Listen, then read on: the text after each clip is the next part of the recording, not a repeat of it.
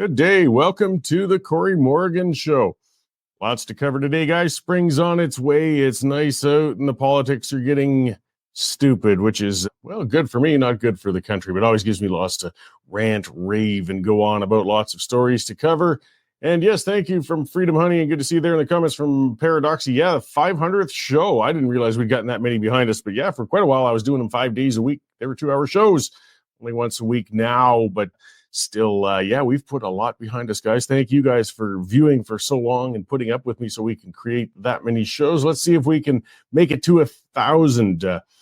And again, there's always lots of stories and people to talk to and things to help inspire us to create that many shows. So, yeah, as we're seeing some of you guys there, Karina Mack and others, use that comment scroll. I appreciate it. It lets me know there's people on the other side of that camera there. I'm not just talking to the air like I tend to do at home or while I'm driving.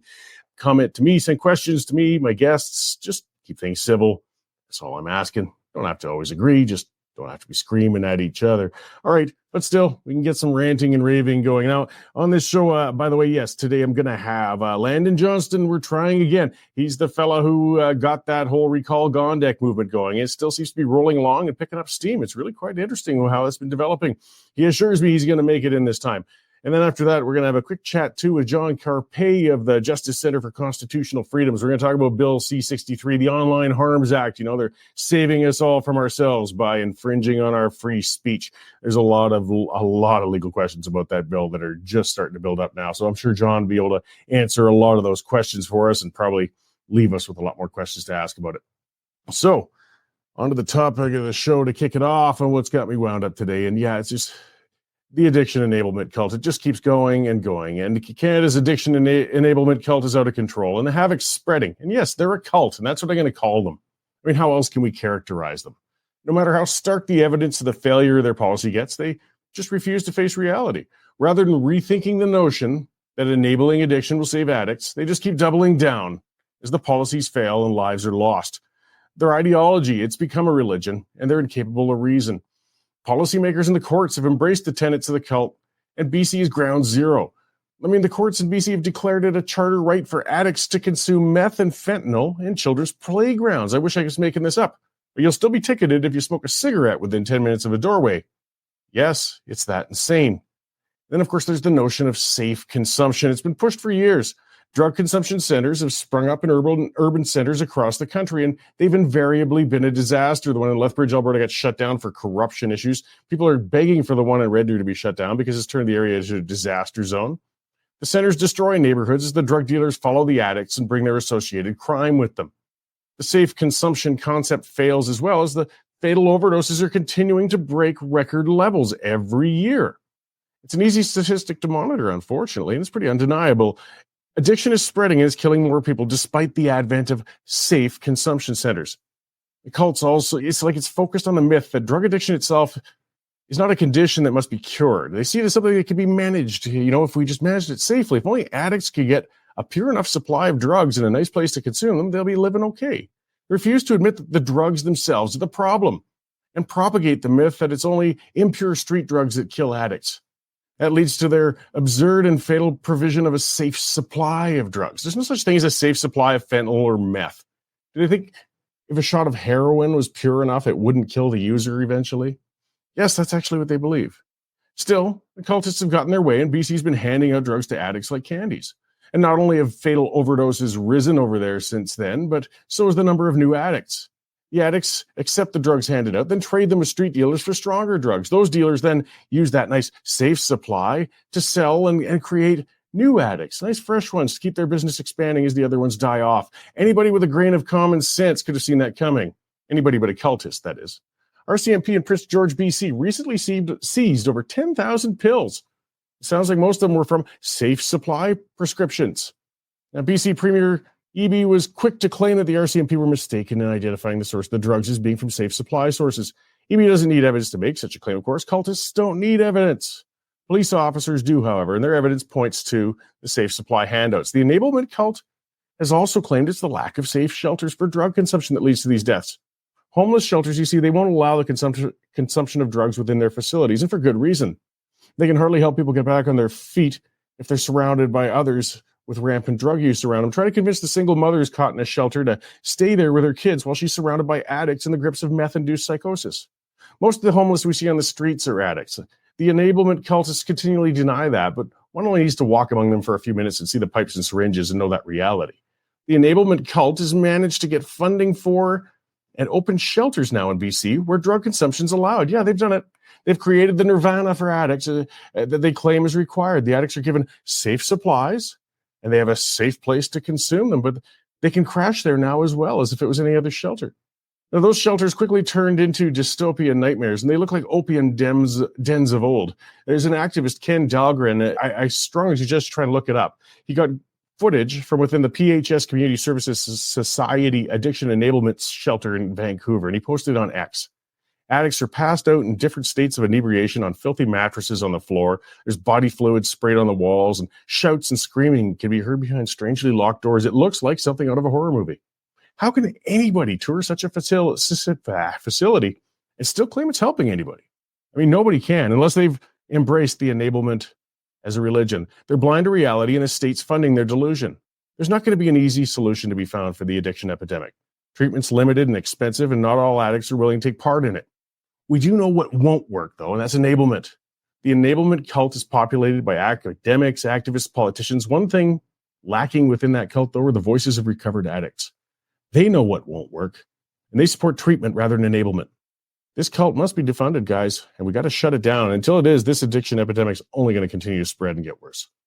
All right, that's what's got me going again. I tell you, watch that video, guys. It's chilling. It's just bizarre.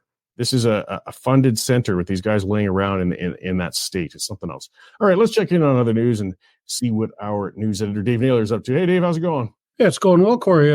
Got to ask, though, don't you think it's time for a haircut? I was talking to Nico about that earlier. Yes, but I'm putting it off. I can't stand getting my haircut. It's a pain in the butt. Well, hey, did I read somewhere that you got bit this week by one of your pet bees? Yeah, the ingrate stung me on the inside of my wrist. It's still itchy. Annoying.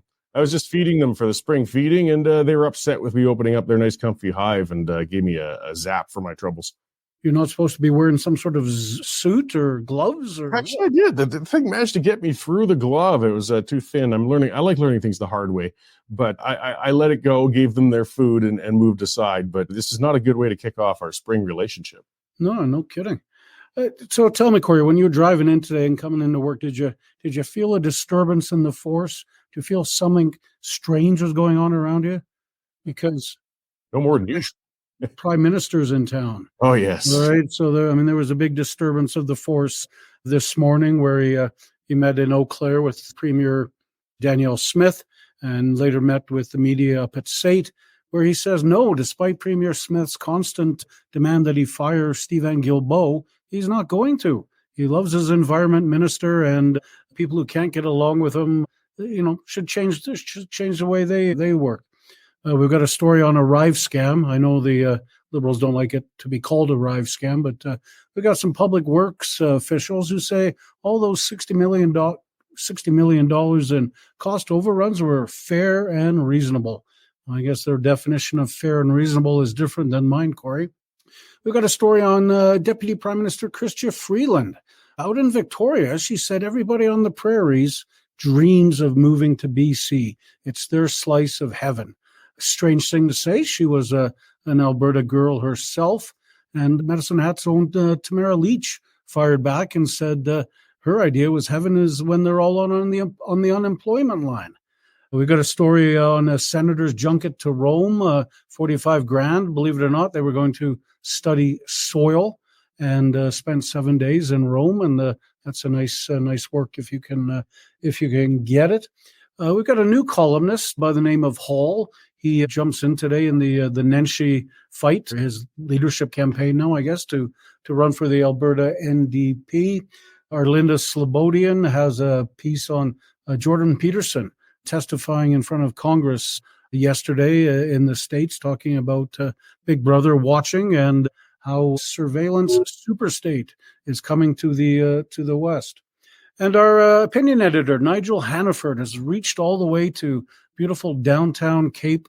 What the heck is that place called? Cape Town in South Africa. I've been there, I should remember. And we've got a new columnist starting out of there called Kate Steinke. And she talks about the mirror stuff going on in South Africa that Canadians need to be aware of. So lots of stuff happening, Cory, as we speak. Premier Smith is having a media availability in Edmonton over her meeting with Trudeau, and our alleged reporter Jonathan Bradley is there, and we'll be filing as soon as it's over. Well, great. I won't be able to catch Premier Smith's live thing, but I still haven't forgiven you for playing Justin Trudeau's live conference in the newsroom for, what was that, 2-3 hours it felt like in the background going on over there? That was just torturous, Dave. It was a word salad that kind of made me feel a bit nauseous. Yeah, well, I guess news is news, whether we like listening to it or not. All right, well, thanks for the update, Steve. Yeah, we'll see you on the pipeline, Cory. You betcha. I'll talk to you later. That is Dave Naylor, our news editor. And as you can see, yes, new columnists plus existing reporters covering stuff all across the country, guys. The reason we can do that, this is when I nag you and remind you, is through subscribers. We're an independent news outlet. It means we're not taking any of those tax dollars. We aren't beholden to Trudeau. We're beholden to you, the viewers, the listeners. And yeah, a subscription is $9.99 a month, $100 for a year. Well worth it, like a newspaper subscription. If you haven't subscribed yet, go to westernstandard.news/subscription. Nag other people to subscribe too. And if you've already subscribed, thank you very much. We really, really do appreciate it. All right, so let's see what else is going on in this mad world. And it is. This one is I've been seeing making the rounds. So the Supreme Court of Canada ruled in a recent sexual assault case that it was problematic for a lower court judge to refer to the alleged victim as a woman. Yes, the court referred to the rape victim as a woman, and implying that the more appropriate term should have been person with a vagina. This is the Supreme Court of Canada, guys. This is what it's come down to. Justice Sheila Martin wrote that the trial judge's use of the word woman may have been an unfortunate and engendered confusion. This is insane. The lunatics, the woke, and now they've hit the Supreme Court of Canada, the top court of the nation. Women, speak up. They are literally stealing your gender. They're at the point now. This wasn't even a case where there was anything to do with transgender. This was a woman who was raped. This is what the case was about. But somehow the use of the word woman rather than person with a vagina has made it offensive. It's made it wrong. You aren't allowed to be called a woman anymore. You know, we can only speak up so much, I guess, as men, but women, this trans cult, if I get back onto the cultishness of things, the extremists, they've taken over. The lunatics are running the asylum. And it's stealing from you what you are. You guys have got to speak up now. You've got to say enough is enough. Some are starting to speak up. I watched J.K. Rowling, she's certainly no hard right-winger, but boy, she's been getting it because she's dared to speak up against the crazed trans stuff.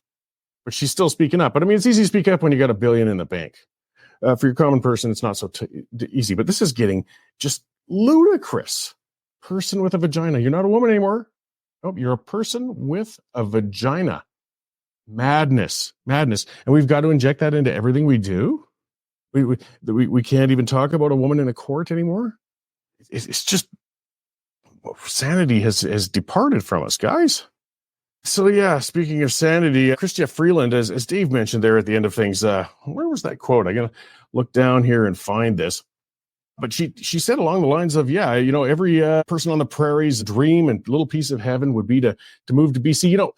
I kind of see what she might be trying to get at, saying it's it's nice out there, people retire over there, but talk about divisive. When you're in a federal position, when you say things like that, because yes, the unspoken part is saying life sucks on the prairies. If you work hard enough, you might raise enough money for yourself to retire in BC. Look, I got nothing against BC. It's nice on the island if you like rainy winters rather than sunny, cool ones. There's ups, downs, advantages, disadvantages of every region in the country. One of the things I learned as a surveyor, I traveled all over North America. I worked literally from up by Tuktoyaktuk on the Beaufort Sea and the Mackenzie Delta area, all the way down to near the Texas-Mexico border and everything in between. And something I found really interesting was no matter where I went, there was cool stuff to be seen and enjoyed and to be had. The populations had unique qualities that you could, interact with, get to know people. People had pride in their areas, and very good reasons to be proud of their areas, whether it was the middle of the desert, whether it was even West Virginia with some of the people have earned their reputation over there. And yes, the prairies. There's lots to be seen and done in the prairies. The prairies are beautiful. You want to see sunsets, hit the prairies, guys, and sunrises. Culture, things to be done. If you just drive a little bit off the road, the prairies are loaded with it. It's not some hellscape. And to have the deputy prime minister imply perhaps that the prairies are just a place you have to be, and as soon as you can escape to BC, you should do so, is just divisive and stupid. But I guess it's kind of par for the course for Freeland. She really is a weird little woman, isn't she? And yeah, so we did have, I'll get on to that, her boss, Justin Trudeau, speaking of weird, and he is weird. He did his news conference. He came to Alberta. They do these things with short notice to reduce the amount of protests that are inevitably going to happen. And he popped up. He sat down with Danielle Smith. We'll hear more about that. I'm interested to hear what Premier Smith's going to say about it. I guess the point of this was to come to Calgary and announce a dental program for senior citizens, an expansion of dental coverage for senior citizens. It's just like this government is floundering. They're throwing out programs and money and ideas and doing their announcements in almost a campaign sort of way. We'll just pick a random part of the country and plop down and announce another spending program. So this dental plan, I don't know, might be good, might not be. I'll have to look into the details of it. But if it's anything like the healthcare plan, well, it'll be great, except you're going to be waiting a long, long time to get your teeth looked at. When you take something I said a while ago, PJ O'Rourke, one of my favorite writers, said, if you think healthcare is expensive now, just wait until the government makes it free. And it's true. You're just waiting to see how much it costs when it's free. Something along those lines. Yeah, it's free, but you're going to die waiting for it. Your teeth will fall out waiting for it. You might as well start carving your wooden teeth now. But that's what he was here to announce. But most of the questions at the press conference were, of course, about the carbon tax, because we've got multiple premiers from the Maritimes, Premier Smith, as we expected. And she said going into it, she was going to ask Trudeau about that with the carbon tax. And all he would do is just go on with long, rambling, pointless word salads about, taxing pollution and crap like that. It was just agonizing. As I said, Dave was torturing me. Hey, that's the job. We'll listen to the news as it's coming out. Justin might have said something newsworthy throughout that conference, so we had to listen to it and report on it if anything of note were to surface, but nothing did. And this guy is just odd, and they won't change their tack. Like, we're seeing poll after poll after poll. I've never seen so many federal polls, especially when we're this far from what's expected to be the actual election period. But it's just because it's a morbid curiosity on the part of the pollsters now, when it's amazing how low the support for the Trudeau government's getting. Like, people are just wondering, how bad can this get? And it gets worse and worse and worse. And they won't change their tactics. That's what's kind of fascinating in this dark and morbid sort of way. Like, how bad is it going to have to get before you realize that nobody gives a hoot about your tax on pollution when they can't pay the rent? When they can't pay for the heat for their house because you've shut down too much of the energy sector. He's just lost. But we're stuck with him. What a weird holding pattern we're in, and a destructive one, and a painful one. Because, yeah, unfortunately, Jagmeet's holding him up in there. And even if only 20% of the country still wants him as the prime minister or whatever it might be getting down to, we can't get rid of that clown until an election's called. And he's showing no signs of wanting to back out. He really does believe he can turn this government around. Maybe he can. I don't see how he's going to manage to do it, but he's going to try. Well, so far it looks like Landon's not going to make it again. So, okay, fool me once, fine. Fool me twice. Landon, I appreciate your efforts, but you are not doing yourself any favors pissing me off. You don't have a lot of favorable press in the city as it is. And when you've stood me up twice now for a live interview, well, I'm not going to dedicate any more time to your efforts. I still wish the best for them on the recall Gondek thing and all that, but you got to do better, guys. You got to do better. All right. Something else, getting on to the news in general. Let's see. The Department of Public Works, Dave mentioned that in a briefing note, claimed that ArriveCan charges were fair and reasonable. Talk about double speak with government. Talk about when we're getting scammed, we're getting ripped off. The Arrive scam thing is brutal. The government's shutting down or trying to shut down an investigation into this. And the bureaucrats, that's where the real rot is. It's not the ones just in the front, it's the bureaucrats underneath. And how can they, with a straight face, how can they sleep at night to point at that and say it was fair and reasonable? And Anita Anand, the public works minister, told reporters, of course, she wasn't to blame. Everybody says it's somebody else's fault. That's nothing new. Guys, this thing cost $60 million that we know of for a crappy app that was that's 10 times over budget. How do they say that was fair and reasonable? How bad does it have to get while being unreasonable? Like where's the line? Where's the line? And I don't know how or if and when it's ever going to get settled, because these investigations just keep getting quashed. The NDP keeps squishing them down. All they're about is just hanging in there with their agreement with Trudeau, and he can get away with anything. I'm really getting frightened. People are going to get desperate. If the democratic means of trying to change things seems to fail people start doing desperate things, and I don't want to see that. Now, let's get a little closer to Alberta. Of course, Naheed Nenshi, a fellow I'm always happy to go on about, officially entered the NDP race for the leadership in Alberta. And, this is going to be an interesting race to watch. Nenshi versus old Gil McGowan. And as it's kind of said in a past rant, they're shoving the four women aside, and the two men are going to come in there and fix this party up now. But the NDP loyal aren't necessarily so thrilled. I mean, Nenshi's never exactly been a friend to the NDP. He's a leftist. Yeah, there's no doubt about that. But he wasn't an NDP leftist. He was just kind of his own thing all that time. But now he's coming in as arrogant and as pompous as ever and saying, well, I'm going to come in and save you guys from yourselves and take over this party and save Alberta. And holy crap, it's not just the left, but lots of people claiming, oh, we're so tired of the vitriolic politics and the negative politics and the attack politics. Well, in the last 2 days with what Nenshi's been spouting out, he has called Premier Smith everything from immoral to a liar to you name it. Like, he's just lit the ground on fire. And this is like day 3 or 2 of his official campaign for the leadership of the NDP. Can you imagine if that clown wins the leadership? What the next few years with him as the leader of the opposition will be like? It's going to be an interesting race. But you see, the NDP really have to think about things. As Nenshi's a chameleon. He'll do and say whatever the hell he thinks he has to win. That's it. He doesn't really have that much for principle in him. Gil McGowan, on the other hand, well, he's a pure labor sort, angry union leader. But at least, one thing I can give a little bit to Gil, I can respect. He's true to his ideology. You know what Gil's about.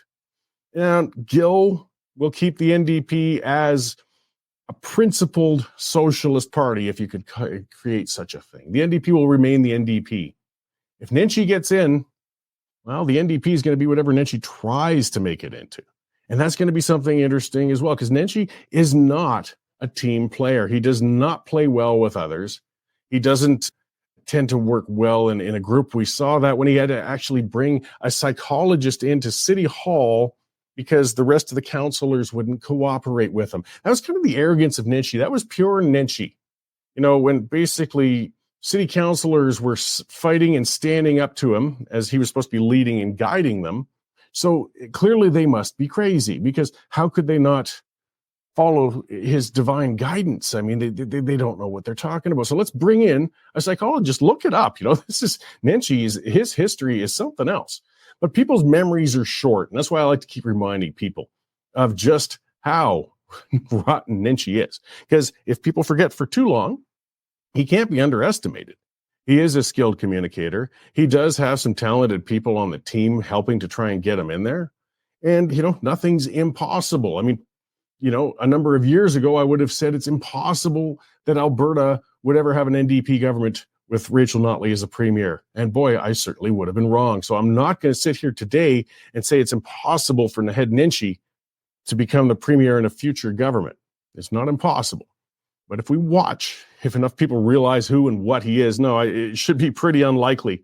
But yeah, we do have to take it seriously. We got to wonder. But this race is going to be, well, there's going to be a lot of political drama that's fun to watch, but it's also very important for Albertans, because it really is going to be an identity crisis for NDP supporters. Because as I said with Gil McGowan is true to the NDP base and he's a union man, but he will not win the premiership. And I mean, again, I won't say 100% because as I said before, nothing's impossible. Very, very, very unlikely.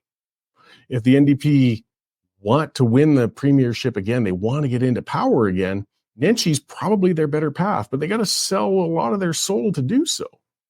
So they got to make their mind up. Are they going to be true to who they are with their roots? Or are they going to jump on with good old Naheed and see if they get a better chance of getting themselves to the premier's chair through that? So we'll be watching, of course, and covering that all the way through. And, the main thing is, and I've always been hard on Nenchi for years, the main thing that's always driven me nuts with him, again, as I said, he's a political chameleon. When he first won as mayor, he campaigned as a conservative. I mean, those of us who were already familiar with his history at Mount Royal and his time beforehand knew that he was certainly no conservative by any measure, but enough Calgarians fell for it and they put him in there. And he was so bad, businesses actually had to rally outside of City Hall. Business owners, they're not typically the people who protest at City Hall and things like that, but they had to get out and basically beg for the tax increases to stop because he was spending so badly and punishing and crushing businesses so badly that they had to just beg him to stop. He's not a conservative. He's not right-wing. No, people know better by now, but I just don't like it when people are disingenuous coming in. As I said with Gil McGowan, at least I can respect him for being open about what he is. Nenchi's just whatever he feels he has to be, and I have a hard time respecting that. All right, let's talk about, we're going to get on, John Carpea hopefully will show up pretty soon, and we're going to talk about C63, but let's talk about some of the free speech and things we've got going on. This was an interesting one, a BC talk radio station. And talk radio has just gotten so weak and milquetoast and boring for the most part. Most of the hosts are they're afraid of being edgy any longer. We used to have people like Weisbeck and Peter Warren, and unfortunately Gormley is retired, Rutherford's gone, Smith is now premier. Well, get this fella in BC, and I don't even know if this host is typically an edgy one or anything else, but he dared to call out a Muslim guest. That's what the bottom line was. So this gentleman's name is Munir, and I guess they were talking about, Hamas, a very divisive issue, a controversial one. And here's some of the quotes from him. He said, "Is Hamas not a barrier to peace?" And the guest said, "I'm going to correct you and say the United Nations does not recognize Hamas as a terrorist organization." And he says only a few nations do. He's denying that Hamas are terrorists. And the host said, when Hamas fighters are taking glee and cutting heads off, and he interrupted, said, "Do you have evidence of that?" And he said, "Yes, video. They posted the video." And yes, unfortunately, we saw it. And he said, "No, they didn't." And then the host said, "You know what? We're done here. We're done here. I'm not going to sit here and listen to somebody make excuses for a group of people that did that." So he cut the guest off and got rid of him. Okay, fine. So they had a fight on the air. The host said, "To hell with you," and kicked him off the show because the guest was basically spreading BS. So 157 complaints came in to the National Ombudsman of this Kamloops, BC talk radio show. I mean, come on. There couldn't have been more than a couple thousand listeners. I mean, not to knock the guy's show, but it shows the cancel culture, the lunatics, the people who want to shut down discourse, how quick they are to get on there and try and block the voices they don't want to hear from. So 157, the ombudsman at the end of it basically dismissed the complaints and said, piss off. They accused this man, though, of Islamophobia, all because he just countered the narrative being spread by his guest on the show. It's ridiculous. But this is where we get into trouble with a lot of the things with Bill C-63, which empowers the human rights commissions. We see we're not talking about courts anymore. We're not talking about law. We're talking about the Canadian Human Rights Commissions. These are kangaroo courts. And these are things that don't operate on reality. They do operate based on complainants. And they won't necessarily identify the complainant. They won't tell you if there was 1 or 1,000 if you were somebody who was brought before one of their tribunals for something they say crossed a line somewhere. And it's very disturbing. You don't have the regular elements of defending yourself with a situation like that. So this guy out here, Brett Munir of I should give it out, CHNL AM radio in Kamloops, he got cleared on it. But boy, what a madness if, you just say these things and suddenly you get 157 complaints. Now, what happens if C-63 comes in? C-63, when I first started reading that bill, And when it came out a couple of weeks ago, and it's hundreds of pages long, and it's an omnibus bill. And that means they've packed a whole bunch of stuff into one bill. And I despise that, because this is what the government does. This is a tactic. They'll stick something in the bill that almost everybody supports. So that way, anybody who questions the bill itself will be accused of opposing that. So the bill starts out with talking about cracking down on, the posting of child porn. Of course, everybody says, yes, okay, fine. We got no sympathy for pedophiles. Having more cracking down on providers who are hosting that sort of crap and things like that. So yeah, as I read through, okay, I can get down with this stuff. But then you get further into this bill, and then suddenly it goes into hate speech and sentencing. Like, one of the frightening things, it talks about if a person is promoting genocide. Yeah, pretty awful thing to promote, but we'll talk about that a little more in a second here. They could be subjected, though, to a life sentence. We can't even keep murderers in jail for life sentences these days. But apparently, a life sentence can be garnered under this bill if you support genocide. Now, genocide used to be something of a cut and dry term. But unfortunately, these days, it's been turned into, it's one of the most abused words we've seen in the English language lately. Everything's genocide now. I mean, the residential schools in Canada have been considered genocide by some. There's debatable things. For example, I mean, we're certainly hearing a lot of it with the conflict in Israel right now, and that they're saying Israel's committing genocide against Palestinians. I'm not going to start down the road of that debate right now, but it's debatable. It certainly is. There's definitely room for people to say that Israel isn't. But if at some point the government or one of these commissions or one of these tribunals determines that it is genocide, and somebody dared to say that it isn't, they could be subjected to a life sentence, couldn't they? Technically, by that bill. That's how insane this bill is. Likewise, we've had others talking about criminalizing, referencing anything. They talked about criminalizing residential school denialism. It's not that people deny, they love using that language because, of course, they're trying to tie it in with Holocaust denial. But there's nobody denying that the residential schools existed. But now they want to deny, if anybody should question this narrative. We've got Kamloops to this day that the country was turned upside down over almost 3 years ago now, over these anomalies found with ground penetrating radar. And not a single body has been found. I mean, we had the Pope over here giving a groveling apology. The government was over there handing out money like candy as usual. A whole new holiday was made because of the alleged burials of 200 children at the Kamloops residential school site. But they still haven't found one yet. And we're going to get to a point where, because that's getting called genocide as well, that if you questioned that, you could get a life sentence. We have laws about inciting people to a crime. I mean, if you're going to stand on a street corner with a bullhorn and say, I want everybody to get together and round up and kill this group. I want you to slaughter these people over here. I want you to wipe those individuals out over there. Yeah, that's certainly trying to promote genocide. But guess what? That's also criminal incitement. We have laws to deal with that, and you can and will be charged with it. So why do we need this with C-63? The other thing that's kind of weird in it, and others have been talking about that, is that there's provisions in that bill to put people under house arrest for suspicion that they might commit a hate crime. Yes, true thought crimes. We're getting into the realm of 1984. They're talking about sanctions against citizens, locking them in their homes, punishments for crimes they haven't committed yet, but crimes the government fears they might commit. Do we have any idea how insane this is? How far it's gone? Margaret Atwood called it out. Margaret Atwood, she's as far left and loony as they get. But she at least could see, like, whoa, guys, this is too far. This is a problem. I mean, these are the things that our idiot prime minister should be talking about. Try to justify this insane bill you've put before the House of Commons instead of saying, we're going to spend another few billion on old people's teeth.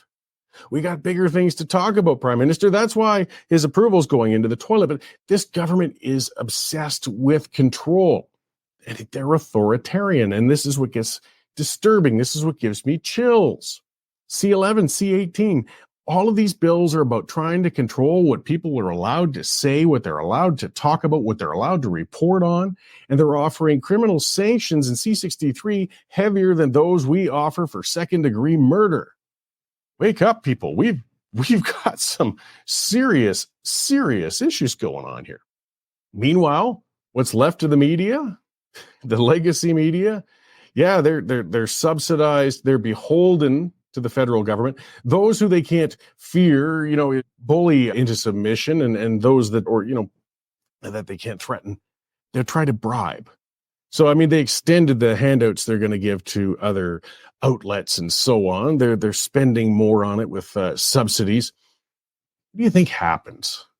What do you think happens when that gets put in there? Well, an outlet's not going to shake the tree, is it? And the government bloody well knows it. But then you look at some of the outcomes. So, I mean, CBC just had an increase in their budget when word just came down recently, even though they've laid off hundreds and hundreds of people, that they took that money and gave bonuses to their executives. Yes, the state broadcaster, and I'll call it the state broadcaster. I know it drives them nuts whenever I do that, but it's true. Do you ever really see them that critical of the Liberals? Come on. They are a tool of the Liberal Party. I do look forward, again, to Poilievre getting in and defunding that wretched machine, that institution, that rotten old thing. It hasn't been useful since they put out the Beachcombers and the Littlest Hobo. Paradoxy is asking, why did Michael Geist not come down on this one so much? I think Michael Geist has been very critical of this. I believe.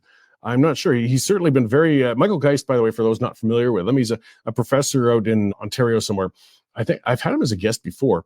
He's been very outspoken. He's got a fantastic blog. If you want to look at internet free speech and free press and things such as that, Geist has really done a lot of work on that.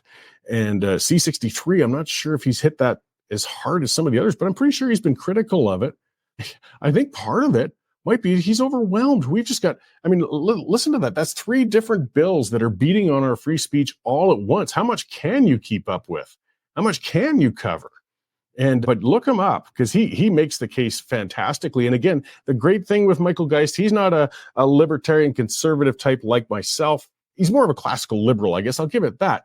But he's a left of center sort of individual. He's worried about authoritarianism. I like seeing some of the others breaking ranks.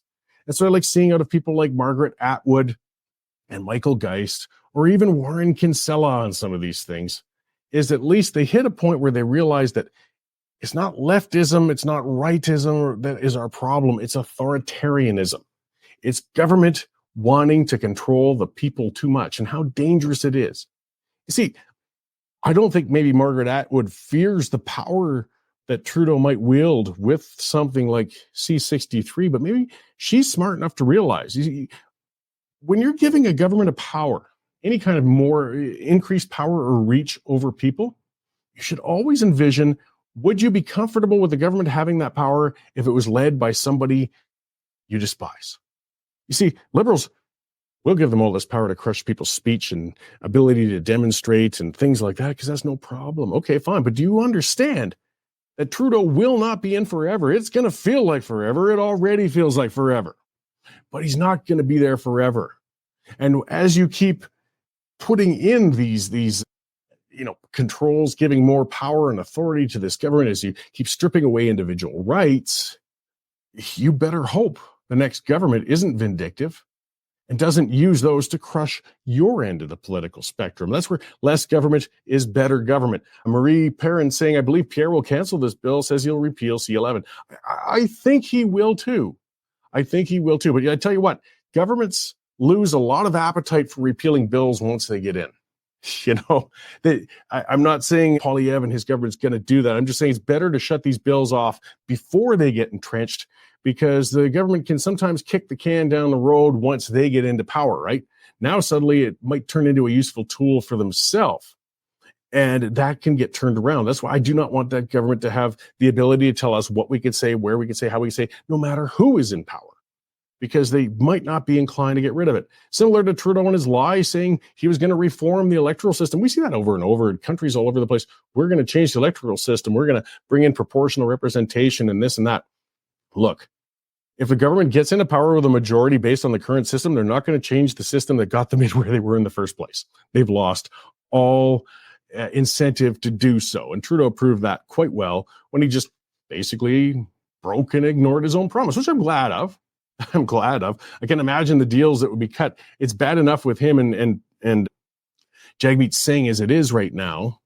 But if they had to have a pizza parliament with 12 parties in there and a proportional representation, it would be a catastrophe. If we want to talk about whole systems that we could reform, I mean, that's a whole separate discussion. You know, if you really have, I would like to see maybe proportional representation for a Senate and a rep by pop in the parliament and an elected Senate, of course. But these are all dreams that would take constitutional reform, and that's not going to be happening during our lifetime. It's the only way we're going to see constitutional reform is if and when a country or a province is on the brink of or finally separates. And, I've written the book on how we should pursue that, literally. But that is still going to be a while away yet. Marie's saying 7 premiers are against the carbon tax now and voicing their opinions. Yeah, yes, they are. And that was asked of Trudeau, as I said during the press conference he had today. And he just talked around it and talked around it and talked around it. I think this government's getting to the point where they just don't care. They do know they're in the toilet. They do know they aren't going to turn it around. They don't have a hope. And they're just going to keep pushing ahead and putting this stuff in there until they get wiped out. I can't think of any other explanation. I mean, when you've got regional leaders all coming out united against you like this on something like this carbon tax, but he will not back down. What a stubborn, ideologically loony man. Another one, I'll close off the show with that. Half of Canadians, this is an interesting one, say that there are too many immigrants, according to a new leisure survey commissioned by the Canadian Association for Canadian Studies. All right, so I guess it was rated 50%, saying there's too many coming in. See, again, it's not people saying we should have no immigrants. There's some people who say that. I think majority of people understand immigrants are good for Canada. Most of us are either immigrants or we're only 1 or 2 generations away from immigrants. But the floodgates are open. We've got to have controlled immigration. And that's what this was saying. It was that half of Canadians are saying there's too many immigrants. You got to remember, if half of Canadians are saying that, a lot of the people saying that are people who immigrated here. We got to think for the sake of the immigrants as well as us here. How's it going to be when you get here? Great. Here's the new life I'm going to make in Canada. Oh, by the way, yeah, you're going to wait 18 months for an MRI and you can barely get into a school. You can't find a family doctor. You can't afford the rent. And oh God, don't even dream of getting a down payment for a home to buy right now. And this government's in denial. They will not tap the brakes on the immigration levels. Like, guys, it's just math. That's all it's down to now is math. That we don't have the resources to accommodate the number of people we're bringing in. Why is this so hard? I mean, part of it is the government's falsely shoring up the economy because, yes, immigrants bring in a burst of economic activity when they come in, but it also hits the resources very, very hard. They need resources like everybody else, and we don't have them, and that hurts them and us. And these polls keep coming out. More and more academics are coming out. More and more politicians are coming out. People are saying, Justin Trudeau, please. The banks are coming out. You've got to slow this down. And he just ignores it. He just lets it blast by them. But I mean, when you're a trust fund baby, who knows, you're going to retire on a private island someplace with a giant pension. You're not worried about the economic damage you're actually reaping by trying to shore up this false economy. I guess you can afford to ignore it. But the rest of us are all going to be paying a terrible, terrible price for this. And on it goes. Well, doing what we can, guys. All we can do is keep pointing it out, keep pushing. We got another election coming eventually. We just want to make sure we get it right when we get there.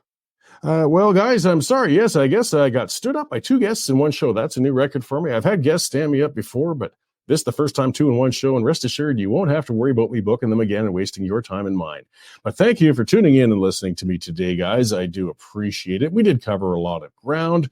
Be sure to tune into the Pipeline tonight, and next week we'll be on with a fresh new show and a fresh new guest who I'm certain will actually show up for it. So y'all have a good one. We'll see you this time next week.